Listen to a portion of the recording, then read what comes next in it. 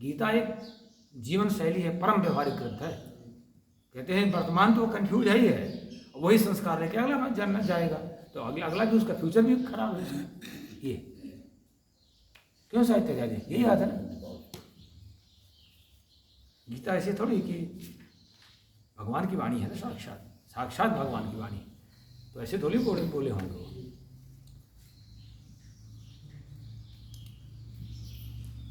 इसलिए हमें न तो विवेकहीन होना है, न हमें कंफ्यूज रहना है, हमें संदेह युक्त नहीं रहना है, न अश्रद्धालु रहना है। हमें रहना है विवेकी, हमें रहना है दृढ़मति, स्थिरचित्त, पूर्ण विश्वस्त, और क्या रहना है, श्रद्धायुक्त। हाँ,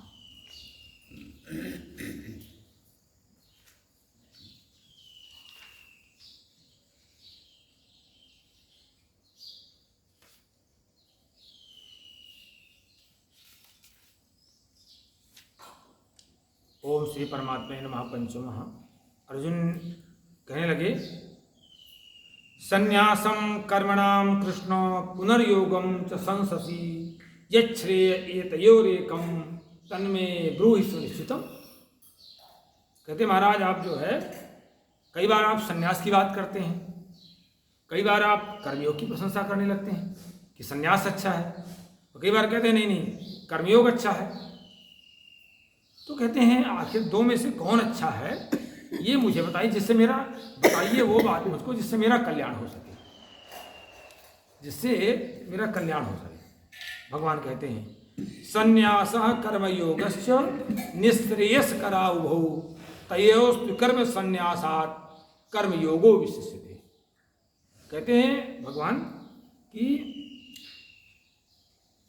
संन्यास माने कर्म संन्यास और कर्मयोग दोनों ही परम कल्याण देने वाले हैं। निःश्रेयस कराओ, निश्चित रूप से कल्याण देने वाले हैं, निश्चित रूप से भलाई करने वाले हैं, निश्चित रूप से उन्नति करने वाले हैं। तो लेकिन तयोस्तु कर्म संन्यासात्, लेकिन कहते हैं कर्म संन्यास से कर्मयोग विशिष्ट माना जाता है। कर्मयोग क्या हो जाएगा, काम भी करते रहिए, भगवान के निमित्त करते रहिए, जो भी कार्य करिए कर्म और कर्म फल की इच्छा से रहित करिए। न कर्म में आ सकती है, न भाई कर्म फल में आ सकती है। जो भी काम करेंगे भगवान को समर्पित कर देंगे, भगवान उसको स्वीकार कर लेंगे, ठीक है ना जी। इसलिए कहते हैं बहुत अच्छा है, वो काम भी चलता जाएगा, संसार का चक्र भी चलता जाएगा, और नहीं तो गड़बड़ हो जाएगा, और भगवान की पूजा भी होती गई, क्योंकि अभ्यास करना पड़ता है ना उसका। तो भगवान कहते हैं देखो सन्यासी कैसे कहते हैं, स्थायी सन्यासी कैसे कहते हैं, वो नहीं कहते हैं कैसे कहते हैं, गेयः सनित्य सन्यासी यो न द्वेष्टि न कांक्षति निर्द्वंद्वो ही महाबाहो सुखम बंधात्म मुच्यते। कहते देखिए अर्जुन, मैं स्थायी सन्यासी बताता हूँ किसे कहते हैं। नित्य सन्यासी कहते हैं ना तो वो द्वेष करता है, ना वो चाहता है, ना तो ये इच्छा रखता है कि मेरे पास प्रतिकूल परिस्थिति ना हो, जो है आएगा आएगा, उनसे भी जूझ लेता है वो। ना तो वो किसी अवस्था से द्वेष करता है, वो व्यक्ति विशेष की बात नहीं है, किसी अवस्था से, किसी अवस्था से ना तो विशेष न द्वेष करता है, और ना ही अनुकूलता हमेशा चाहता, मेरे हमेशा अनुकूलता रहे। अरे भाई जो होगा देखा जाएगा।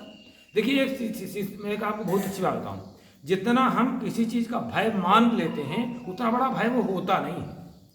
बस जितना बड़ा हम, जैसे परीक्षा का, तो जितना बड़ा हम परीक्षा का भय मान के चलते हैं उतना होता नहीं है।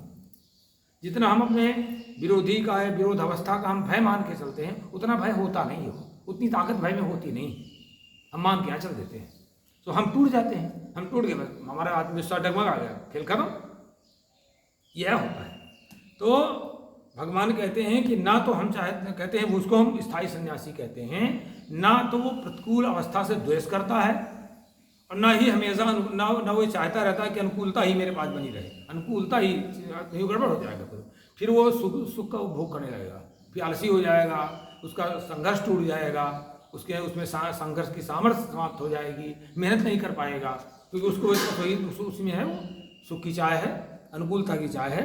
तो कहते हैं ऐसा व्यक्ति निर्द्वंद रहता है, ऐसा व्यक्ति राग द्वेष दोनों से मुक्त रहता है, हर्ष और सुख दोनों से मुक्त रहता है। अशुकम बंधात्म मुच्यते, सुखपूर्वक आसानी से बिल्कुल बंधन से मुक्त रहता है। संसार बंधन से मुक्त रहता ही है। तो कोई बंधन, कोई रिश्ता उसको बंधन में डाल पाता, कोई संबंध उसको बंधन में डाल पाता कि बांध लेना, ये गड़बड़ हो जाएगी।